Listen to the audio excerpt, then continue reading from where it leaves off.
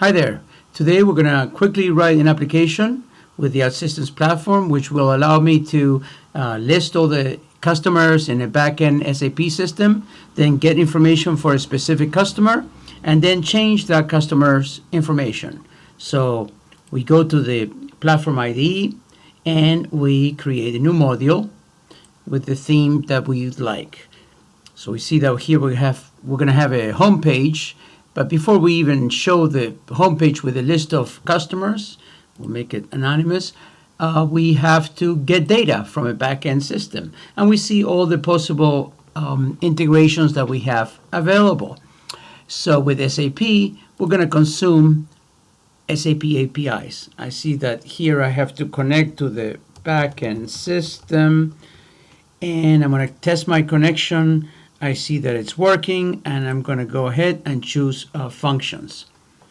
So here we see a menu of all the available functionality that is being exposed by the SAP connector. We can drill down on any specific topic until we find what we like, and we can see the different APIs. When you look at an API, the connector will show you input parameters, output parameters, so you can study what is available, and then once you find something, you can select it. In my case, I know that I'm going to be looking for customers, so I search for get customers. The system searches, I find the API I want, and I say finish. When I do this, I see I have a new API with all the variables needed for input and output. Also, in data, I see that a new structure is created with either data like return codes or data like information. So if I go back to interface and in my home page, I'm going to create an action to get that data. So I go to logic, and I bring my API, and now I'm going to have all my customers. In my screen, I need to show the customers, so let's look at the screen. List of SAP customers, and perhaps we can put a date here, so to make it more interesting, I can come here, build in functions like, for example, date, find the current date, and then we can show with a table all the customers that are in the system. So here true change is complaining because it doesn't know where this data is coming from. So I see that I have a source record list. I can investigate what the choices are. I see that I can look at return codes, or I can look at the customer information that's coming. It still wants to know which fields I'm interested in showing. So I can come to my data, open up what I have available, and we probably will need a customer number. We'll want to show country. Let's also show company name and the last name of the customer. And we can maybe clean up a little bit this headers, customer number, and here we can have company name, and then the last name, and I think the customer number should be on the left side. So we're ready to show the customers, and let's give it a go. Our application has published, so let's look at it in the browser. Here we can see the list of SAP customers with today's date. Also notice that I am also using Reflector to display what the same application that we just created, the same application but rendered in a mobile device. This is great. We only have to develop an application once, and we can deliver it both in mobile devices and also the web. So let's add more functionality to our application. We go back to our IDE, and now we have to work on our interface flow. So we have our homepage with the listing. Now we need a screen in which we will change customer information. Customer change. And we're going to be getting information for a customer and then changing information for a customer. So I need to get two new APIs. Come back to my logic and I will explore for more functions. First, I'm going to be getting customer details. So let's search for something like this. And I select the one I need. Then I know I'm going to also be doing a customer change. So customer change, I search for. And this time, we're going to select this API. I press finish. And now I have two new APIs available. Customer change requires an action that happens before the screen shows. Now I need to get detail for the customer. I can see that I need to supply a customer number. Then we'll need a variable on this screen with the customer number to give to this API. And where is it that I'm getting the customer number? Let's look at our flow. I'm going to be coming from homepage. So I click here. I have the customer number there. I'm going to create a link here to the screen. There's the customer change.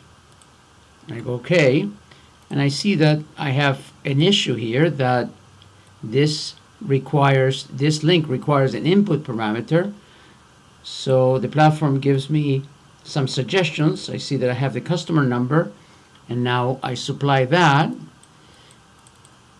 Now I see that I come to the customer change screen, and I will have that data. So I can perhaps with an expression information for, and then expression for the customer number, and let's pick the value of the variable.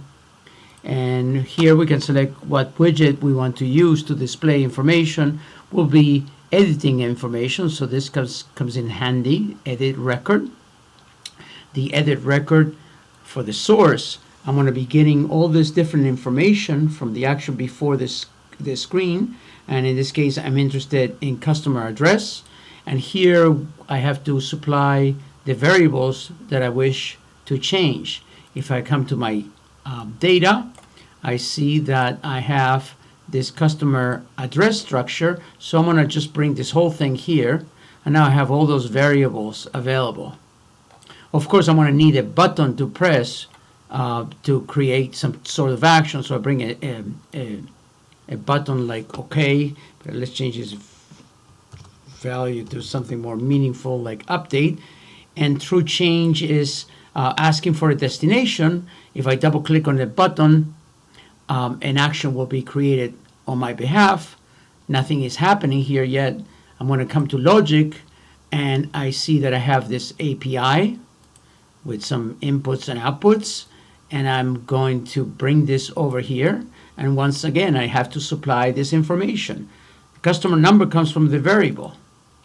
The PI address, if I look into my expression editor, I see that when I edit my record, I have a record of address information. So I supply that. And finally, there's some default data that I have to supply. I know that my sales org is 1,000. So now I have all this. And when I come back, I don't want to come back to the same screen. I want to go back to the screen that called me. So I grab a destination icon and I tell it to go right back to the home page. And let's give it a go.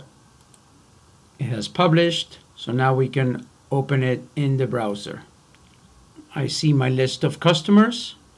I'm going to change one of the customers, 3,300. But before I do that, let's look at the data here. Let's notice, for example, that the street is all sevens. That's going to be easy to remember. Let's bring in another tool which will allow us to see the backend system.